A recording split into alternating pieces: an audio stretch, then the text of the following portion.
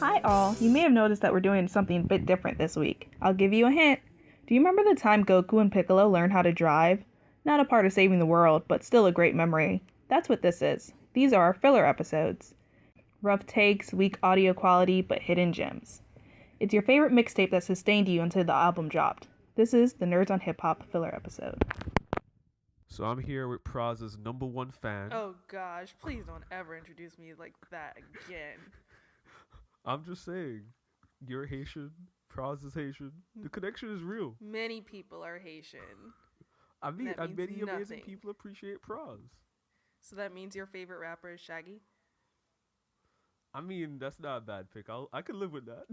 It's not bad, but that's the best I can think of. I'm glad. I'll take Shaggy over Praz personally, but that's just me. What about Sean Paul? How do you feel about Sean Paul?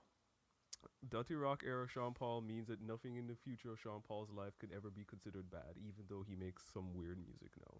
He's forever absolved of all of his musical sins. Yeah, I really can't think of like a person on the same level who's Jamaican. And that's how you know you're listening to a filler episode of Nerds on Hip Hop today.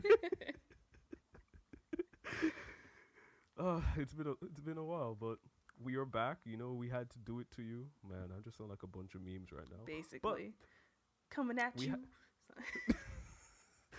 We had to do it to y'all because, you know, once the Marvel Cosmic Universe changes, that means we have to show up. Basically. And it's been a while since I think I'm thinking Endgame, but not Endgame already. I'm already in the Endgame. Since Infinity War. It's been about a year. Yeah, which is madness. Like, man, I didn't realize how much I missed the Marvel universe until I saw the end credit scene, and I was like, "Cap, is that you?" That's crazy, right? We didn't have, because did you see the Wasp joint?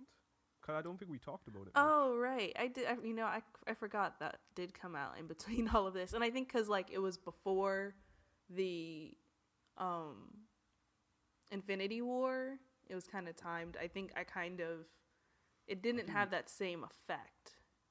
Right, and I also hate to say that it being literally forgettable is kind of the thing. Like, I don't, I didn't like Ant-Man and Wasp that much, so I do not blame you for forgetting for it happening. I liked it. I wasn't very I didn't see it in the theaters. I think it was like one of the most recent Marvel movies I haven't seen in theaters like in a while. And it was one of those like, oh, I can miss that. Like, I'll wait till it comes out. Like, and I think it was partially because I knew where it was in the timeline. And I think the most like the thing that stuck out the most was like that ending where you like, or was it the after credit scene where like he disappears and he's like, tie back. And like that was probably like the biggest like, oh, whoa. Yeah, so you're the one who's just fresh from the theater. For me, it's been about 2 days or 3 days of like letting it percolate.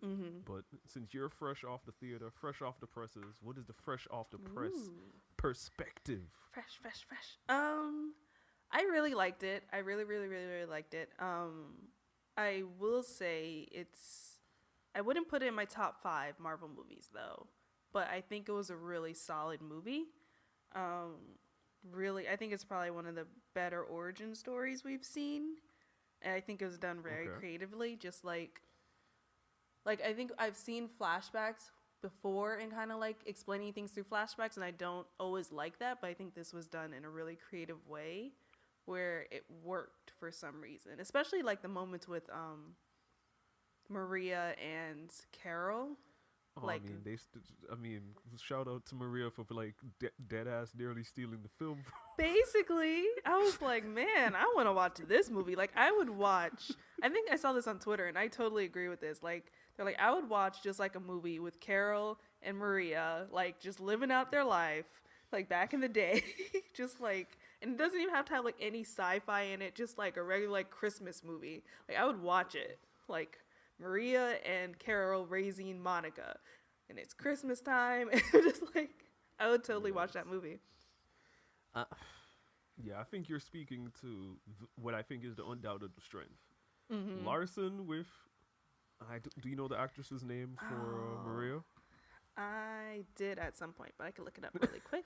Because I So remember the DeWanda Wise was gonna play her, and I'm kind of happy she didn't, because I think I like this actress better. it's the first time I'm seeing her. She bodied it. She Yeah, straight up. Lashana Lynch is her name. Shout outs to Miss Lynch. Yes. You brought the goods, but I can't even front. I mean, at the end of the day, Fury also did, Right.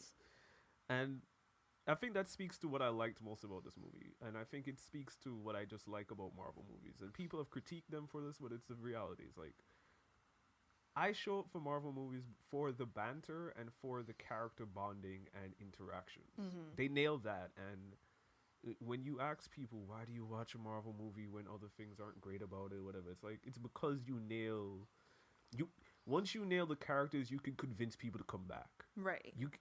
You can almost convince us not about everything else of just not being great. Because I walked out of the film feeling very confused about how I felt, and I still feel very confused about how I feel. Interesting. What? But Yeah. go ahead. I was gonna say what confused you? Like what? Not what confused me, but like what are you struggling with? So there are a couple of pieces. One, so I will own up to my screw up. I missed, I think, the first 5 minutes of the film, or at least the Okay. first few minutes of the film, where when I got to the film, they were just starting the invasion of the alien planet. Okay. So like. I don't know what I missed before that. Did I miss anything crucial in terms of a character setup or anything, or did I literally come in like 2 minutes into the film? You miss some like moments between her and I forgot his name. Jude Law is his real name. Oh, okay. Some like small establishing interaction, I'm guessing then. Yeah, kind of like a little bit more on like their relationship. So like I'm not sure how much you felt the betrayal at the end, and like I think that might have like, or not at the end, but in the middle. Yeah, yeah. I think that maybe could have affected that, because like Right. they kind of do some what's it called, like not play fighting but like sparring, and like there's like light banter, and then there's like there's a camaraderie between them, and you can tell like she almost, not that she sees him as a mentor, but there is kind of like there's something there that you can like see that they have like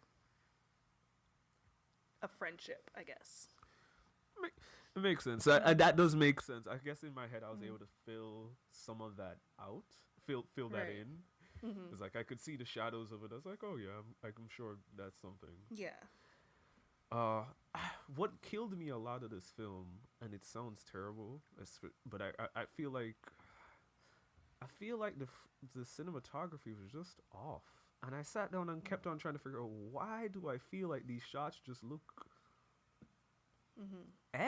like they felt very boring, very bland. Like there's part of the challenge to me was I felt like a lot of the framing of her wasn't as great as it could have been, or even framing of interaction. It wasn't really until till they go to Maria's house where I'm like, oh, y'all know how to make this look much more neater and more like I was like, even the small shot of, I think his name is Talos, where he's sipping the drink, like it's like y'all have it. Why were y'all not doing this the entire film where you're like framing cats in interesting shots, like, and it's not like they didn't have the props for it, because you had her and her grunge setup. You had her like you.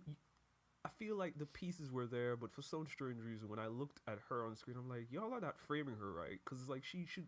And maybe I'm just tripping. It's like, this is supposed to feel cool, but you're not making her look as cool as I know that she can look. Like, and I kept on saying that. I felt like it wasn't until like the action scenes towards the end that you do get more of that. But I don't know. I felt like that was tripping me up. I was like, and then there wasn't any like cool cinematography in terms of like transitions between scenes. It wasn't, the only thing that felt like, oh, y'all are doing something, was when she was kind of going through her own memories, when they're trying to like figure out what's real, what's not real. And then when she went back to Earth and she was walked in, and then she had that like, oh, she walked into the bar, and it's like she started remembering all the moments she had with Maria, like stuff like that. I was like, oh yeah, okay, you guys got it. But it didn't feel fresh for some reason. I will say, I think the the scenes with Maria, like when she's kind of like, well, like I guess like the flashbacks when they're like walking out towards the plains and she has on her sunglasses and she's like higher, faster, further, baby. You know, like I think those scenes make her look a lot cooler than she does in the beginning of the movie. Like those, I'm just like, oh, like who is that person? Like I want to know that person, because like, and of course, like it's just like anything Maria, and like anything Maria touches is gold, basically.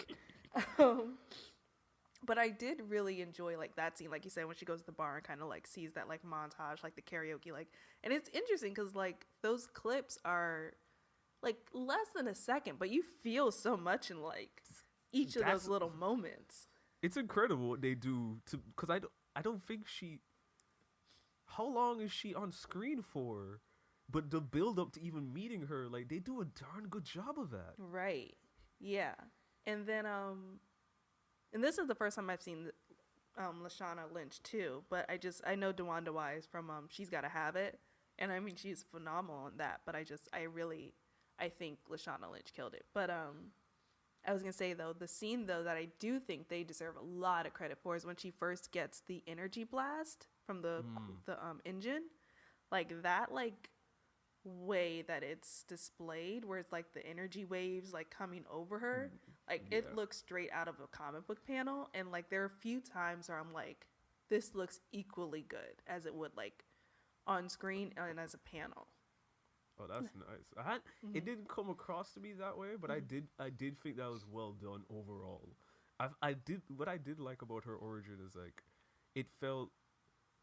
The thing that I've understood about Captain Marvel going into this, which is why I was like, oh, this should be interesting, is that I don't want to say she's kind of reckless, but I feel like that's all I can say. Like, they try to, I feel like that's something they played up in general. Like, she'll be the one to be like, I'm going to race and be a little bit reckless about it. Right. Which is why you have that, like, so I was like, I like that character moment is like, oh, I see a way out of this that's kind of like messy, and that's what gives you your power. So it's like, and it's very much true to the Marvel thing, or even just the superhero thing. Is like your best characteristic that can drive you crazy if you know the person is also the reason why you have these powers. It's the reason why we love you. Right, and it's the reason why you're so good at this. Yeah, that's definitely true. I will say, I think another thing that bothered me about the movie though is, I don't know how strong of a villain. Like he was a good villain. But I don't know if he wasn't on the same level as her. I mean, as you could see at the end, obviously. So, like, he wasn't someone to match her powers. And that was kind of disappointing. But, I mean, I like that they didn't show that, like, oh, like, they're one for one. It's like, no, she was just like, energy blast, you're done. Get in the ship. I mean, that entire scene was fantastic. Yeah. Like, as blunt as a metaphor it is, it's perfect. It's just like, oh, if you want to show me how great you really are, you're going to do it as like, no, I don't play by your... for what? Nah. Yeah, I love that. As much as it was very, like, on the nose, I loved it. Because it was just like, why? Like, why am I going to waste my time and be like, okay, yeah, I'm going to fight you without my powers so we can be evenly matched? Like, no. Yeah, I think... very much so, and I'm very curious of how you'd say this, but it's moments like that where just like, I hate that it reminds me of like the terrible way that Twitter interacts, but it's very much of that to me, of just like a lot of black women I know is like, why would I interact with you on your platform? Like, for what? Like, right. Like, why am I good? I'm not going to go into this part of Twitter that I saw recently, but it's very much, it very much came where like, this guy was like, oh, debate me on my platform. I was like, oh, why? Yeah. Like, you want me yes, to make I'm gonna a go whole to account. your platform Right. where you're like, for what? That's a lot of energy for no reason. Exactly. Yeah. And that's why I was like, it felt, as much sometimes things can feel blunt, I'm like, yeah, that's reality. True. Very true. Yeah, and I will say, I think the other thing too was when like when they're flying and like kind of like they're going through the what would you call it? Kind of like Grand Canyon type of areas. That was a really nice shot too. Yes, it felt very Star Warsy, but I was not mad. I wrote down Star Wars was my next to my notes for that. I was not mad at all either. I was just like, did I just get transported into a Star Wars movie? It was great, especially because like that was a point where like Maria and Fury were in like the same Yeah. um plane. It's not called a plane. Yeah. Ship. We'll go with ship. Aircraft. Yeah. Yeah. So that was really cool. It's just like two black people in Star Wars at the same time. You want to know what I thought was interesting too? Because you might know more, but I don't know much about the Kree Scroll Roar in general. Like I've never gotten to read those yet. I have not either. So the twist did get me. I think Yeah. that, and what I think was interesting is very much talking about. At least this is where I felt like the movie was trying to go, and I feel like it was there. It just didn't settle in my head yet. Where the way that refugees and how you have to like protect your identity and like cloak yourself, that kind of conversation. Yeah. I was like, Assimilation. and then very much, obviously, when you talk about a movie about a woman's power and just like how much there's this desire to like try, they live in a. Man, I don't want to throw academic words. So we live in this heteronorm. You're the EDD candidate. Let's go. No, I mean it's like you. How do, you know, we live in a hegemony of masculinity. Of course, women have to feel like they have to assimilate into a masculine perspective, like all of that. I was like, oh, I see what you do there, Marvel. You got something. I feel like it could have been like cleaned up a little bit, but as like very much when I think of that last scene of like, oh, I'm not gonna go to your plot. Like it feels like you're tying you're drawing the parallels between how much the protection and kind of mimicking other people's identity to survive, and how women have to do that in a masculine, like a patriarchal society. So I was like, you got it there. I feel like you could have tied those knots just a little bit stronger, but I see the seeds of it. I think that's a clever. That's interesting. I didn't think of that at all while watching it. Either the refugee aspect or the like women trying to assimilate into like a male dominated world aspect. So that's fascinating because I could definitely see that. Like it is a really interesting metaphor for that.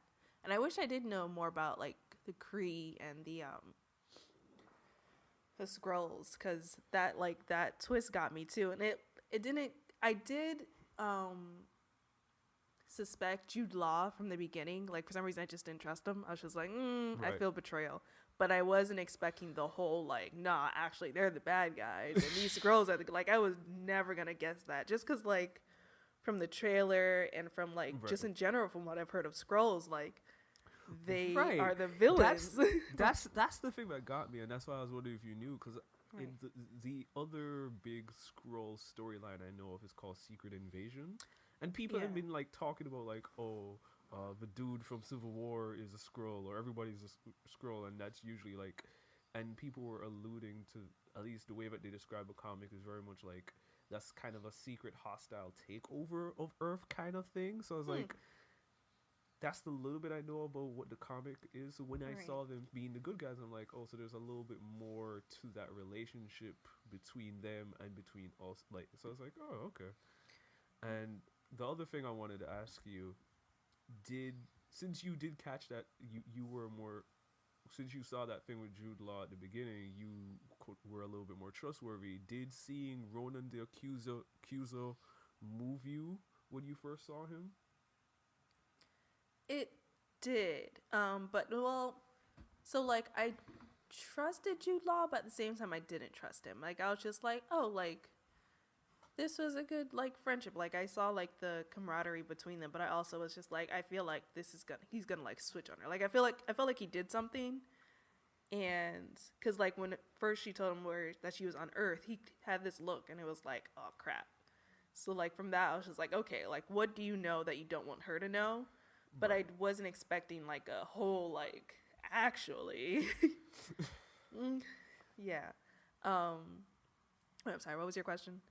Oh yeah. So when I saw Ronan the Accuser, that did bring it up to the next level. It was like, oh, y'all are really bad. Like y'all are top level. Yeah, a little bit. But the other thing was just kind of bad. I was trying to remember what movie I first saw him in. So like every time I saw him, I was just like, where did I first see him? I was like, what movie was he in? So I think it was one of those things where it was kind of it wasn't a deep cut, but it was also like that was kind of distracting for me because I was just like, what movie was he first in? You know what it reminded me of is the last movie one of the last movies you and I saw together when we saw Solo. I mean, we saw when she was speaking to Darth Maul. It felt very much it very much framed in that way. Yeah, I could see that. Yeah. Another Star Wars reference, man. Man. All right, so you know what? I'm going to keep going with these references. So this is the biggest thing that sat with me watching this film. Mm-hmm. Do you know much about Metroid Other M by any chance? I do not. Okay. I'm going to do a very short version. Okay. Nintendo fans, bear with me because I haven't gone to play the game. I've just read enough of the debates to make this comparison. So this is what I tweeted on Twitter. Like, I didn't want to spoil people my opinions, but I said this. The creators of Captain Marvel played Metroid Other M and hated it. And I feel like that's the driving motivation behind this entire film. You know, it's funny because I feel like Metroid's costume, or not costume, but like gear is very similar to Captain Marvel's, and I could kind of see that. Interesting. I wouldn't have thought of that. I could see some elements of that. Like maybe not the helmet, but I think I guess it's just like a suit, like a full suit. But yeah, there is. Yeah, I think it might depend on the suit, but you might be onto something. I'm just always used to her suit with like the big shoulder pads. So I was like, if you don't got those like football shoulder pads, you ain't looking like Samus to me. That's a good point. But you got a bunch of whole other suits, so I can definitely see like the more sleeker ones. Yeah, I think that's what I'm thinking of, one of the sleeker ones. So so the game came out and people were very upset with it, primarily because part of what they did was that they had this person who's in charge of the Federation tell Samus that she can't use certain items, and now part of the people's arguments is that you're removing agency from the player, but also the optics are terrible here. We're dealing with the first woman of gaming being controlled by a man, literally, and the relationship between her being controlled and the guy kind of play out. And there's a whole other stuff going on to it, but it's like, when I think about that, I was like, man, that's exactly what this movie is trying to show the opposite of how to like not prevent that, but it's like showing that in a more negative light than that game did. Right. And I was like, because it's the same kind of thing. He's a leader of a group of people. The trust is supposed to be there, but he's trying to control her throughout. I think that could, you know what I wish would have been slightly different? You remember when she was trying to essentially break out of her own mind? Mm-hmm. And she was essentially facing some version of Marvel, which was like, it would have been nice if that face of Marvel was kind of going back between Marvel and the dude Jude Law. Because I feel like that's what it is. Like, it's not really her mentor that's controlling her. Right. So it's like, if that kind of blended back and forth, I feel like that would have been a nice kind of touch. Yeah, that would have been pretty cool. Or even if it was like the mentor, Jude Law, and Maria. Interesting. That could have been interesting. Yeah, because like it's people like she just loves, kind of loves, and she kind of just like met up with her. That would have been nice. Cool. Yeah. Man. That would have been really cool. So what? No, I was gonna ask you, what else did you enjoy about the film? Yeah, I was gonna say, I think the last thing I have on my notes is just the cat. Goose. That was like the funniest thing, and like another like part I was not expecting, didn't see that coming, and I didn't know like there is a cat with like who has that similar power in the comics, who has like, that's a species, and I didn't know that either. So that was really like a fun surprise. I mean, it proves that cats are amazing. That's number one. Cats are amazing. And I laughed the entire thing with Goose. I mean, Goose and Fury. Right. I know. I'd watch that movie too. Goose and Fury. That's a perfect name. It's just like them hanging out in his office. Yeah. Or him just trying to get him to cough up the Tesseract. You want to know what I'm surprised you didn't nail? Because you are even more 90s kid than me in certain senses in terms of loving the 90s. Mm-hmm. Is very much of how, and maybe other films have done it. Because when I was watching, expecting a 90s film, I didn't expect the 90s to be the punchline of a bunch of jokes. And that's what kind of kept on happening. And I was fine with that. I was just like, I remember there was a moment in time where this is the funny. I was like, I don't think I've seen a movie do this yet, where they're trying to put the disc inside the computer, and they're like, I mean, they just sit down there, wait for like 10, 15 seconds. It's like, is it ready yet? No, it's just loading. Yeah, I mean, I was totally fine with that because I think that's the only way you can do the 90s because it's so, like, looking back, it's just so, not ridiculous, but just like, oh my God, dial-up internet. Can you believe we dealt with that? Like, yeah, like, no, I mean, that I was just more so just like, it's funny because if you literally shot this film in the 90s, you wouldn't have placed the punchline there. No. Like, you would have not, and that's why I was like, it's nice to see ways that they're looking at that. There's one more thing that they did, and I think it might have been the phone line where you heard the busy signal when she was calling somebody, and, someone in my theater was like, "You see, that's what AT&T does to you." I was dying. But I think you couldn't have made that a punchline in the 90s because it didn't. Well, for me, it never felt long. It was the normal. Right. Exactly. It was the norm. Like, that's one of the things, actually. I've been watching Fresh Off the Boat lately, and it takes place in the 90s.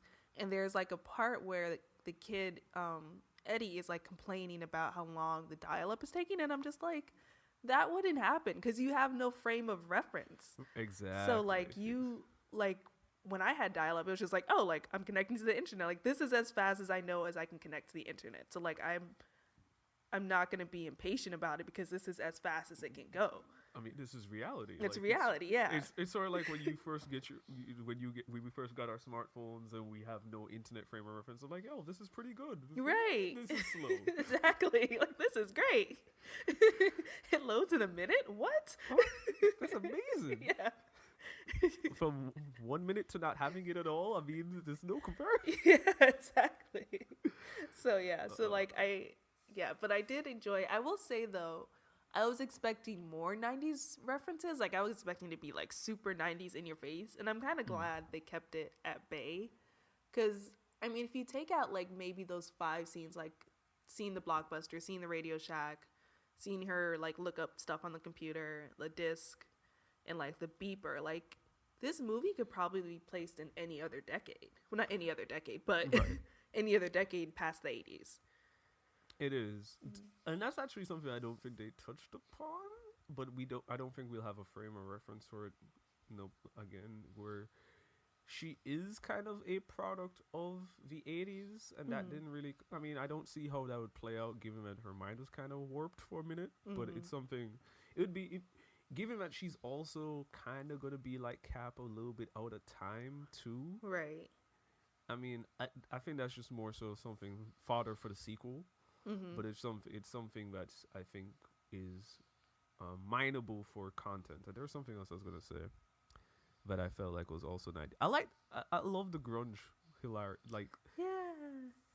I mean, I don't have any grunge life background. When I was like the whole like when Fury is like, take off the flannel. Oh yeah.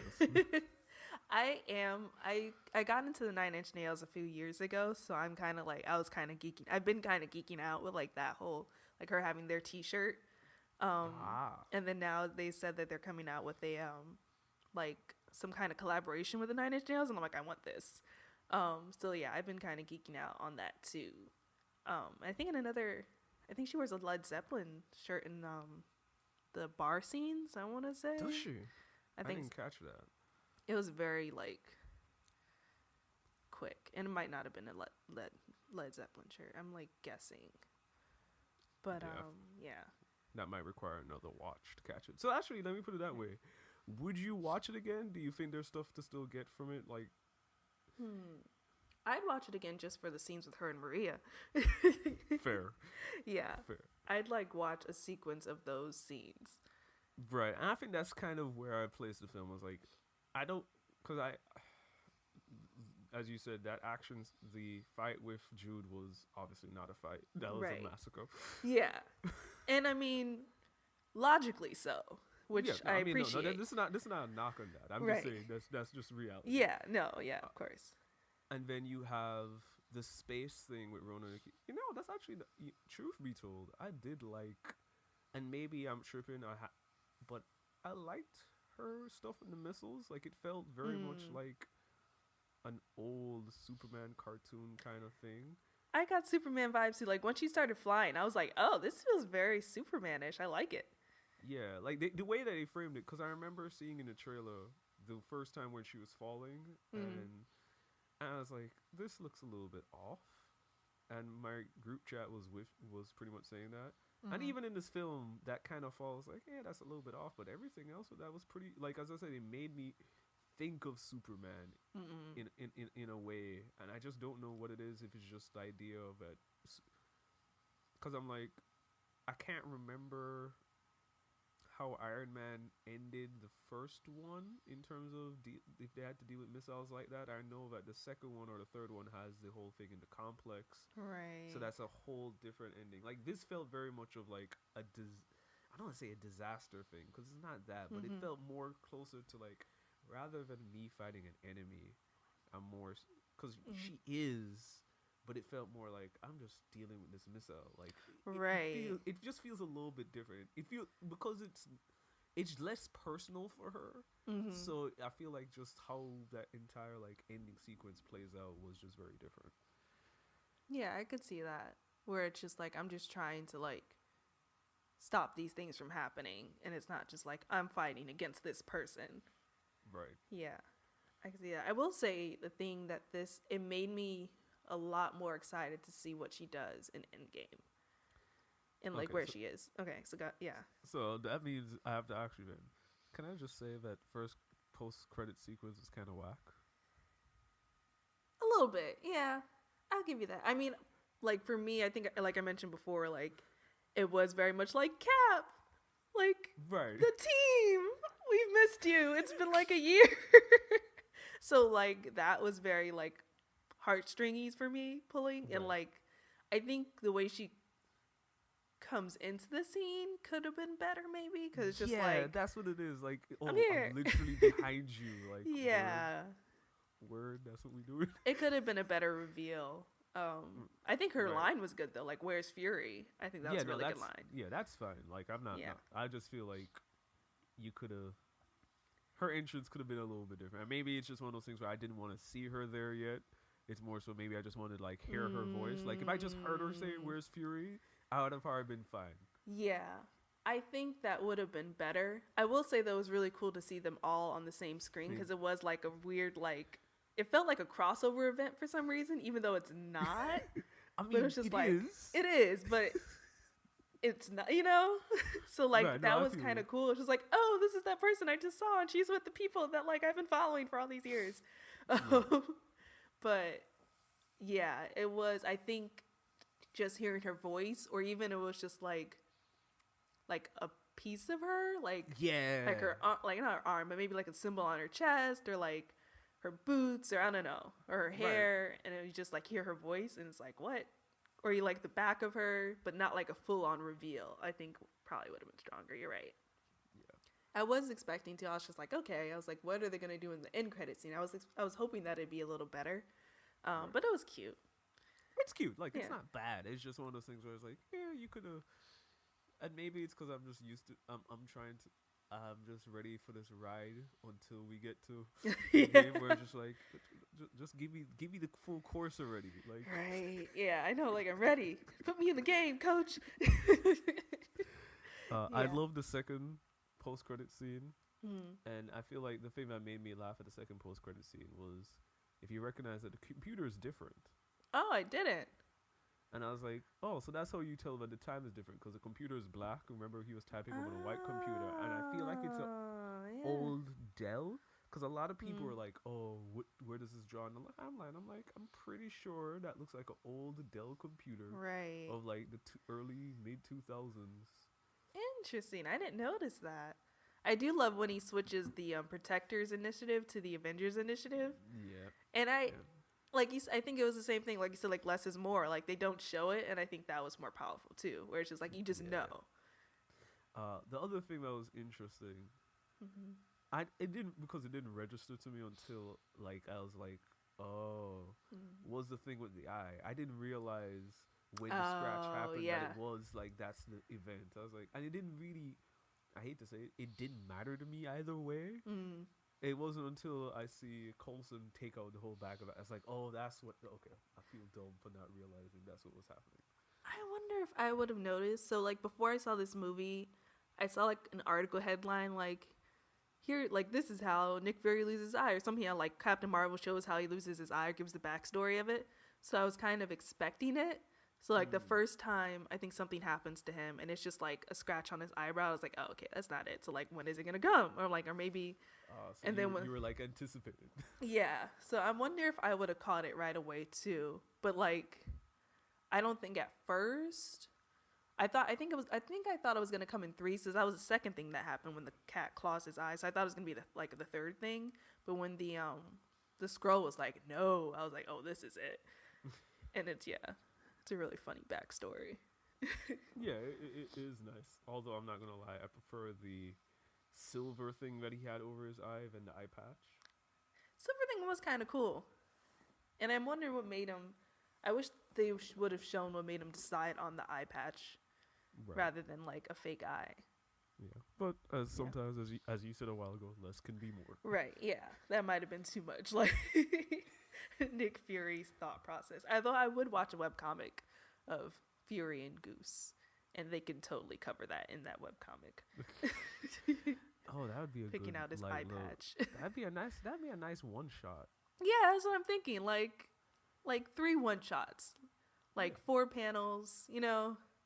That'd be really cute. Yeah, like it's interesting because have you read? I think like you might have read one of the Inhumans comics too, right? I think so. I know I bought one. I don't remember if I read it. I only asked my because do you remember backlog's the terrible. dog in them? Lockjaw. Oh, that sounds familiar. Let me look them up. I had read one of the Black Bolt comics. I was like, oh, I'm more of a cat person than a dog person. You already know that, but people don't know.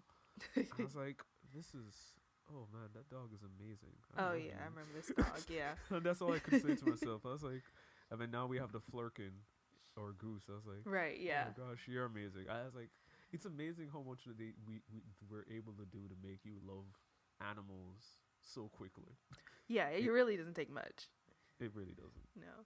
Although I will say I was surprised that Fury was holding the Flurkin, the cat, to its face. Like he was holding it up with like the face pointing towards him. Like that cat would never face me again. Because you don't know what sets it off or not. Like until you figure that out. It was interesting seeing the Flurkin not attack Talos. And it's very interesting because I was like... Oh, I just remembered. Sorry. Go ahead. I was just very surprised where it's just like, is there a reason why this is not happening? Because all the Skrulls were afraid of you in the first place. So I just figured out why he didn't. Because it was the dude, it was the Skrull dressed up as him. Remember the Skrull took the identity of one of the Krees? Right. So it was the Skrull. That's why he didn't attack him. But I'm surprised. But that's why I'm actually surprised because the Skrulls were also afraid of the Flurkin, weren't they too? Yeah, but I don't think. But they weren't the enemy. Okay. Yeah, I think that's why. Because that's why he kind of like brushed up on him and he was like cool with them. That was a good point. Right. Yeah. Cool. Yeah. I didn't realize that till just now. That's really bad. Look, it's as I said, it's like I'm not super high on this film, but obviously you can tell I enjoyed it anyway. Like I feel like there's a lot of cool stuff here, and I feel like there's a lot of material for the second one that is like. I feel like they have the things that they need to do a good sequel. I'm just not sure where you go after this, but obviously we have to wait till Endgame to really see what the new status quo. Like, I'll put it this way. Although I'm not 100% sure about this yet, I'm almost ready. I'm almost comfortable with Captain Marvel taking over Iron Man's position. Like I'm not all the way there yet. Mm-hmm. I feel like, and this sounds terrible, I feel like I need to see Brie carry scenes on her own without Fury and Maria. Yeah. Like I need to see a little bit more of that to be like all the way in. Mm-hmm. But I'm almost there. Yeah. Could you see Black Panther? Are you comfortable with Black Panther taking Cap's position? I mean, I'm fine with that. I just don't see them doing that. Like I'm ready. I've been hoping they would. Like, I've been trying to like think of like who are the next superheroes coming, because like clearly they're just starting on Black Panther. Captain Marvel's kind of just starting, and then like they're building up Monica, and then Right. like America is supposed to come in. I'm just like, this is getting interesting. I think the reason why I believe Larson to be like the face of this more than Black Panther is that it's been I don't want to say this because a lot of the guys say this and they've taken it a little bit far, but they're right in this. T'Challa has not really gotten a moment to really shine as Black Panther since Civil War. He's and that's fine. The stories haven't been about him, Right. and it's been interesting that like the Black Panther movie wasn't really about him at all. That's a good point. I mean, yeah. And I think that could like part of what makes Cap lovable is that the movies were about him and how he influences other people. And there's the Black Panther hasn't really been framed in a sense of being able to change people. Yeah, it feels like more like people influencing him and him Right. like figuring that out, like figuring himself out essentially. Right, which is fine. I think they're fundamentally different characters, but I very much wonder or very much think that part of what Marvel probably has to think about is like who's a character.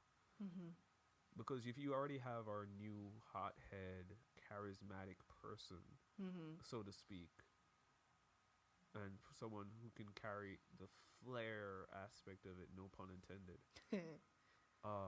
I'm like, I think you need a person who can be inspiring. And I don't know, and while I don't know if T'Challa has been framed as an inspiring person, I don't think any of the new guys have been framed as inspiring, honestly. That's probably true. I'm like Spider-Man, but not even really. Not, Nah. and not yet. Like I feel like he's close. Yeah. Honestly, that's a good point. I think he's close to being that. And I'm trying to think if I would put any of the Guardians as inspiring yet. I don't know. I don't think I would either. Yeah. I'm partial to Peter, even though everyone hates him right now. Yeah. Because I feel like there's a major moment of growth for him, but I was like maybe, but I don't think he can inspire. Like I think he's just not. Yeah, I don't. Yeah, and I think that's someone that they're gonna need going forward eventually. But I think Spider-Man might be it. might be. I think so too. Because I think the part of it to me is like you have to be inspiring, but also like this person who can be a cornerstone for everybody else. And I think that's what Cap is. Like he's like also the level-headed person and like the person who can kind of like not only inspire people but like calm people down. So like that's why I think like Black Panther, I think I can see him being like the level-headed person, where like Captain Marvel, see that aspect. I can see her being like the inspiring person, but also like you said, like she's very like kind of like rash and kind of like I forgot the word you used earlier, but she kind of just like she's impulsive a little bit. Yeah. And I'm not sure if that would make her a good leader, you know? I think like it's a good leader, but I feel like if she needs a natural foil. Right. Yeah, like she needs like I think if we were talking like in terms of Iron Man and Captain America, I could see her as the Iron Man and Black Panther as the Cap.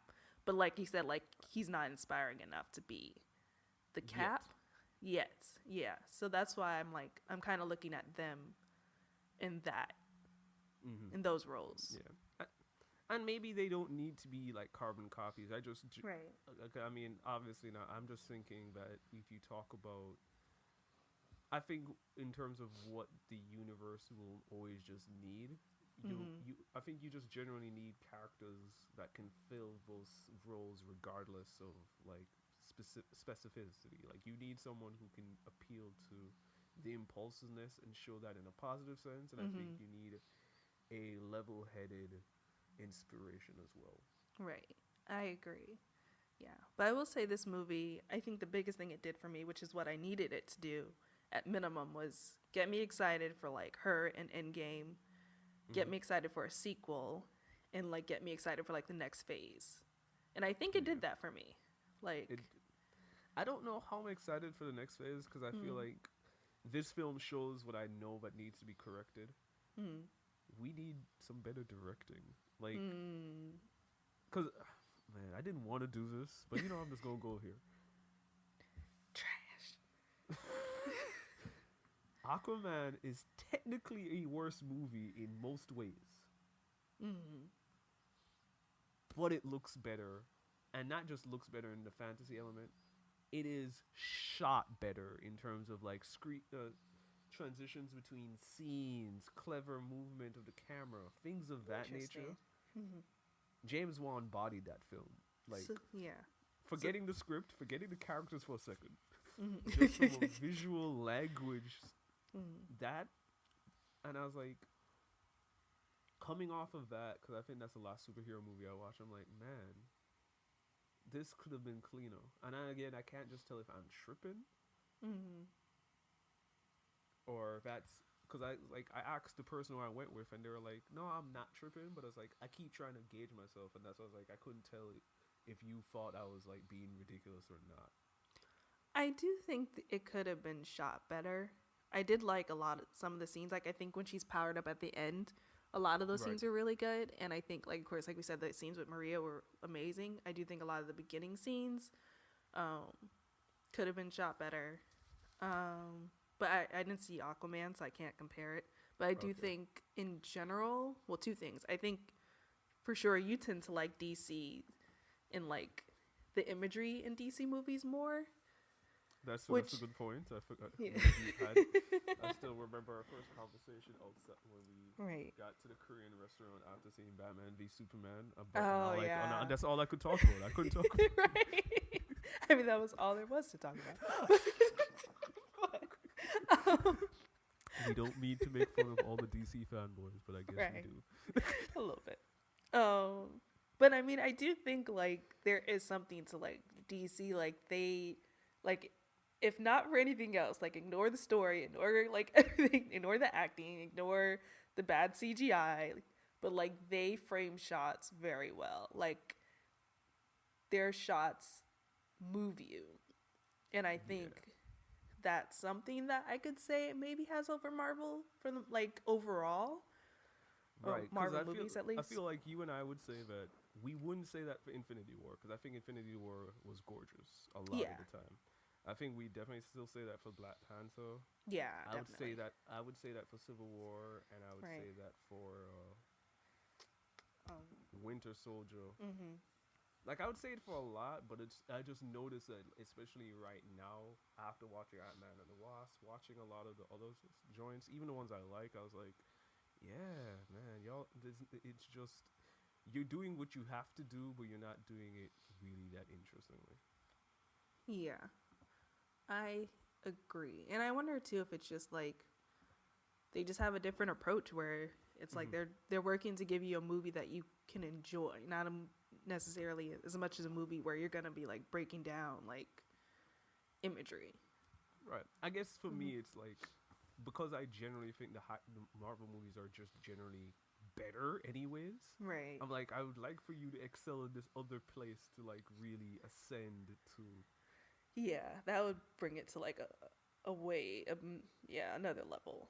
Yeah, for sure. But I don't mean to like rag on this movie because it's not like it looks bad or anything. Like it's not. I'm not saying that. I'm just thinking it's just like when I think about the beginning and stuff like that, it's just like, yeah, this could have been more interesting. Yeah, I can see that. So does this movie break into your top 10, top 15 Marvel movies? I would say. Okay, you know what? So let's do this because I didn't think that we'd do this. Let's rank all the Marvel films. Let's go for it, because we might as well All make of this a them? nice. Let's make this a hell of a filler episode. Because Oh clearly, if my you ask me gosh. that question, I ain't got that off the top of my head. You know what made me think of it? Because, like, before watching this, I kept seeing people ranking this movie within their Marvel movies, and I thought, like, there was one person who ranked it as, like, number 5, and, like, their 4, like, top 4 were pretty much the same as mine, and I was like, huh, like, maybe, like, I'm gonna, like, really love this movie more than I thought I would, but I wouldn't put it in my top 5. Like, I don't think it replaced anything in my top 5, but I feel comfortable putting it in a top 10. But let's Right. see. I'm gonna pull up a list of all the Marvel movies because Yeah, and it's not going to be super scientific. One of these days we'll be more specific about it. right. But you, Okay. Oh gosh, I feel like I need paper now.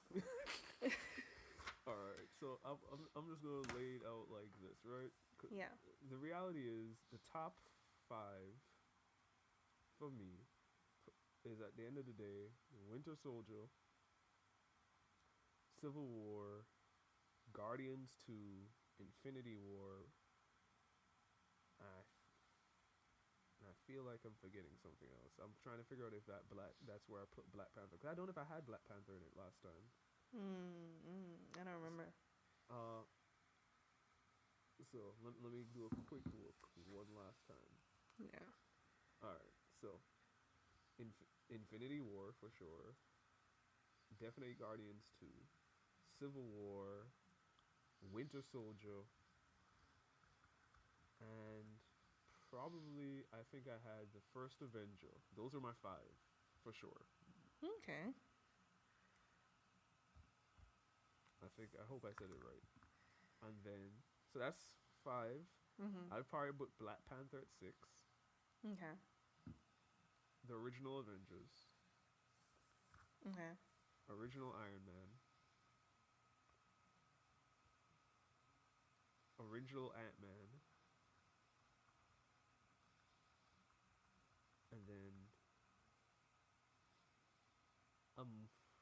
cat's gonna kill me. I'm gonna put Dark World. I'm not gonna tell. Look, Dark World is not a good movie, but that movie is way too sentimental for me to not have in my top 10. I think you talked about this on Yeah. another one, so Yeah, I'm not. yeah. And then we have a conversation about. I think it has to be top 15 because I'm like, I would definitely watch this over Ant-Man and the Wasp. I would probably watch it. I would probably flip a coin between it and Ragnarok, depending on the day. I would probably same thing with Doctor Strange. I would flip a coin. I have not felt any mood to rewatch Age of Ultron, so probably better than that. Probably flip a coin between it and the original Guardians. I'd probably watch it over Iron Man 3. I still haven't seen the original Incredible Hulk. I'd probably watch it over Iron Man 2. So yeah, I mean, it knocks out a few. It's not in my top 10. It's probably hovering around there, but I'm more confident in the 10 I picked. Okay.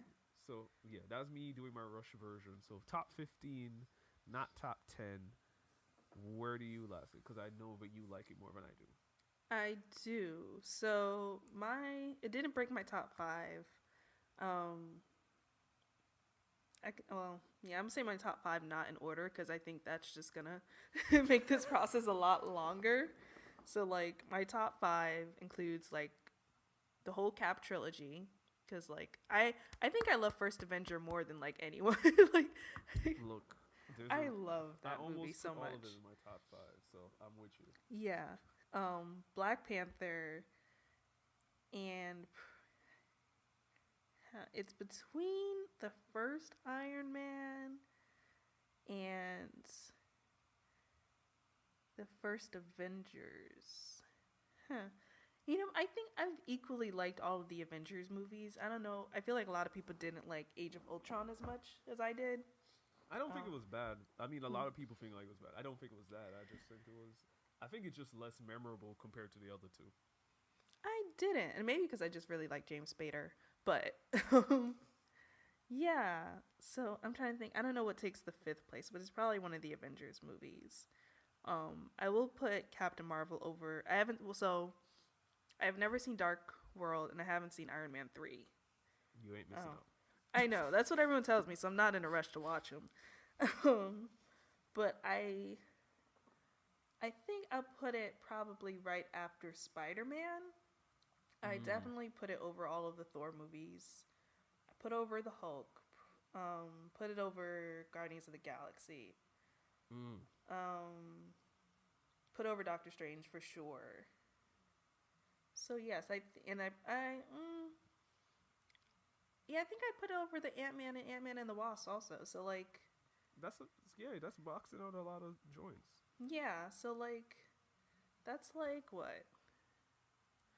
So Cap 1, 2, 3, and then Spider-Man, Black Panther. This is not in order, by the way. And then the 3 Avengers movies. So yeah, so it's either like 9 or 10. I'm not sure which one it is, but yeah. Okay. That's where I have it. So, last, most important question: will you see it in theaters again? No. Okay. No. I don't even know. I would probably watch it again when it comes. Well, if it comes on Netflix, because who knows what that like whole deal is going. But I would watch it if it was on TV. But I don't think I would go out of my way to watch it again. Okay. Yeah. I'm in the same boat, and that's, I think, is my judgment of how much I really like the film. Is like, if I'm gonna be immediately like, yeah, I'm ready to watch it again. That's how I know I really, really like it. Yeah, and I mean, to be fair, and I think the only movies from Marvel that I feel like that where I'm like, I'll intentionally watch it is the Cap trilogy and Black Panther. I would agree with you on those, and then I would throw in I would throw in not Civil. Throw in Avengers. I'd throw in 2 of the Avengers movies in that conversation, and Guardians too. I love Guardians too. Maybe for Guardians. Like, yeah, it's a fun movie. They're fun movies. Yeah. Yeah. So I guess before this may or may not be edited out of the Phil episode, so I'm going to ask the co-host live on air. Uh-oh. Can we announce that we're doing seasons? Oh yeah. I'm like, where is this going? So yes, you guys haven't heard from us in a hot New York minute. The game plan is we are going to return with a seasonal approach, sort of like My Hero Academia. Yes, we're coming back with a seasonal approach to Nerds and Hip Hop. We'll give you more announcements for that when we announce the season return. Right. But we probably got 2 more fillers coming for you in general before we get to the seasons, because we'll be there for Endgame. Yeah. And maybe Shazam. That's actually a good quote. I was just more so saying, it's like, my gut tells me there's gonna be a hip hop release that gets us excited this year. That's a good point too. Yeah. Did you listen to the new Blue album yet? No, I need to. I've been slacking. You are. Yeah, I'm gonna put that on my Spotify. But either way, we'll be back. We ain't gonna let you be out there. I guess, how long was the wait between Don't Sweat the Technique and the first Rakim album, solo album? Oh man, a while. I think 88 maybe. When did Don't Sweat the Technique come out? 92. 92. Yeah, Sweat the Technique is 92. I think I think it's the Master. The R? Yeah, is it the Master or the R? That's like 97. Let's see. Rakim refers to himself as the R a lot. I'm like, the R, Rakim, the R, Rakim album. Oh, the 18th letter. Whoops. When was that dropped? 97. So that's 2, 3, 4, 5, 6, 7, 5. 5 years. Yeah, so let's put it this way. We'll only take us maximum 5 months. It's been a long time. We should have left you. Yeah, it won't be that long. I think we're looking at like probably May. I think start of season, May, June. we got a few things to tweak and tune, but I will say this: if you have anything that you want to hear in the podcast as we switch to a seasonal format, holla at us Word. or holla at the better version, the one over there. Praz. That's Praz's biggest fan. Poor Praz. Poor Praz. So that was today's filler episode of Nerds and Hip Hop. Thank y'all. Word. You can always get at us on Twitter at Nerds on Hip Hop or at nerdsonhiphop@gmail.com or at our personal Twitters and Instagrams, which is I'm Miss Old School. That's Old School with a K. And I'm the Wolves Den 25. Whoop whoop. Sayonara, son. Bye.